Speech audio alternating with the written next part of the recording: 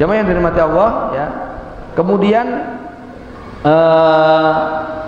jadi agak spesifik banget ya terkait dengan bisnis ya. Mungkin tidak semuanya di sini terjun di dunia bisnis ya. Tapi saya ingin kasih tahu Bapak Ibu sekalian ya. Ini kaedahnya mungkin agak maksa, tapi ini fakta. Untuk mencapai level kita menjadi kaya. Satu video saya yang viral terkait dengan cuma 4 Pak. Ya, 4 pintu yang memungkinkan kita untuk kaya. Yang 3 ini agak bercanda, yang 1 serius. 1 nikah sama janda kaya, itu bisa kaya mendadak. Ya. Yang kedua dapat warisan. Yang ketiga jadi penguasa. Yang keempat dagang. Pintu yang pertama, kira-kira ada yang berpeluang nggak ini? Ya, siapa juga yang mau sama kalian, gitu ya? Kira-kira gitu ya. Mana ada janda muda kaya raya miliarder kok menikah sama kita yang nggak punya apa-apa, gitu ya? Ini peluangnya, probabilitasnya tuh kecil sekali, gitu ya. Yang nomor 2, dapat warisan orang tua. Iya kalau orang tuanya kaya, gitu kan? Ini juga kecil. Yang ketiga jadi penguasa, modalnya berapa miliar untuk menjabat. Tapi kalau dagang, bisa nggak pakai modal 1 miliar? Pakai modal 100 juta? Pakai modal 1 juta? Pakai modal 100 ribu? Pakai modal 10 ribu? Tanpa modal? Bisa. Dari keempat ini, satu-satunya pintu yang paling logis itu dagang, gitu ya. Makanya jangan heran kalau kemudian dalam Islam ada prinsip 90% pintu rezeki dipegang oleh para pedagang.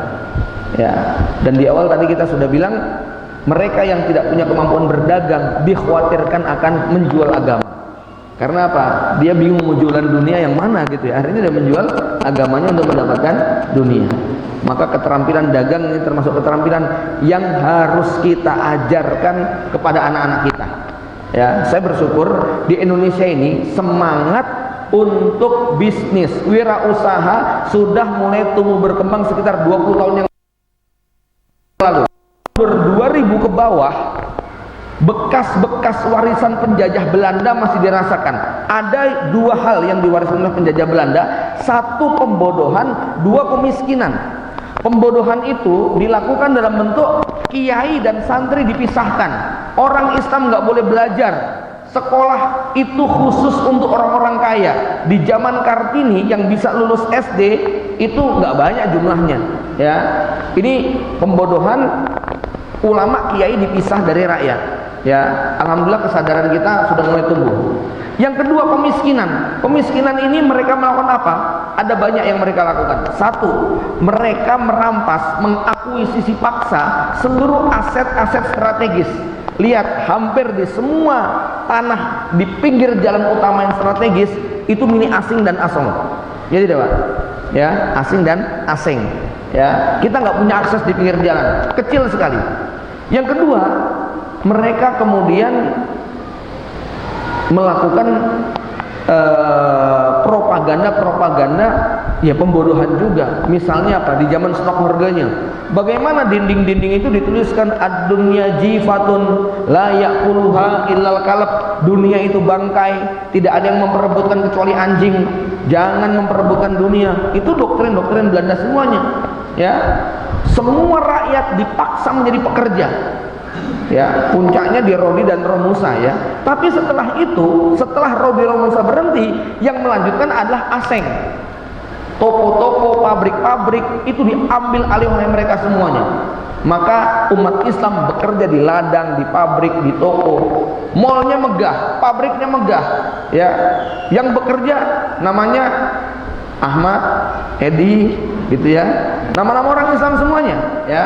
Yang punya orang asing semuanya. Mereka bekerja Senin, Selasa, Rabu, Kamis, Jumat, Sabtu. Hari Sabtu ba'da duhur terima gaji. Ya. Apa yang dilakukan oleh konglomerat dan pengusaha-pengusaha asing-asing ini? Mereka sore sudah bikin pusat hiburan. Ya, pasar malam, pusat jajanan, pertunjukan, bioskop, kemudian aneka ini aneka itu. Maka kita yang terima duit gajian hari Sabtu itu, sore harinya balik lagi ke mereka. Ya, hari Ahad miskin lagi, Senin kerja lagi, Senin, Selasa, Rabu, Kamis, Jumat, Sabtu kerja lagi, Sabtu dapat duit, apa yang kita lakukan? Belanja lagi, jalan-jalan, beli baju, beli ini, beli itu dan sebagainya. Hari Ahad miskin lagi, Senin kerja lagi, dan ini terus berlangsung, begitu kan? Ya. Sekarang lebih canggih lagi, kelihatannya ya, kepala gudang, staff manager, ini dan sebagainya. Tapi coba buka dompetnya, kartu kreditnya berapa itu? Cicilan motor, cicilan rumah, cicilan ini, cicilan ono, nggak pernah selesai sampai mati masih nyicil terus begitu. Ya, ini fenomena pemiskinan yang terjadi. Ya, jamaah yang dirahmati Allah Subhanahu Wa Taala, maka bersyukur kita ketika hari ini ya sudah banyak ikhwan-ikhwan yang sudah mulai melek untuk kemudian usaha memegang sektor perdagangan. Bapak Ibu sekalian, kalau di kota Solo, salah satu yang saya senangi di kota Solo itu apa? Kita pengen butuh apa saja yang kita temui kaum muslimin. Mau cari penginapan, mau cari warung makan, mau bangun gedung, mau butuh tenaga ini, tenaga itu, kita bertemu dengan saudara-saudara kaum muslimin. Ya mungkin nggak bisa 100% semuanya milik umat Islam ya, tapi gerakan bela beli bolo itu terus digaungkan gitu kan ya. Pokoknya beli ke tempat ikhwan sendiri, beli ke tempat saudara sendiri ya. Nah, ini sesuatu yang juga harus dilebarkan. Jujur saya senang sekali kalau melihat ada ikhwan itu bisnis mereka beragam. Ada yang jual makanan, ada yang jual pakaian, ada yang jual besi, ada yang jual kaca, ada yang punya pabrik. Yang nggak harus bisnis itu berbau Islami semua tuh nggak harus gitu loh. Nggak harus jualan herbal, baju sama buku, nggak gitu ya. Biar saya aja. Enggak ya. Saya senang sekali kalau ada ikhwan yang punya hotel, punya warung makan, punya ini, sehingga apa? Semua kebutuhan kita baliknya kepada mereka. Ini ya.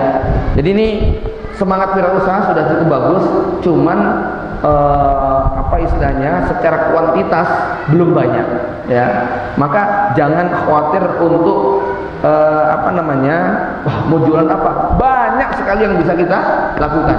Dan tadi ya, pintunya ada 90% yang Allah bukakan dalam dunia dagang.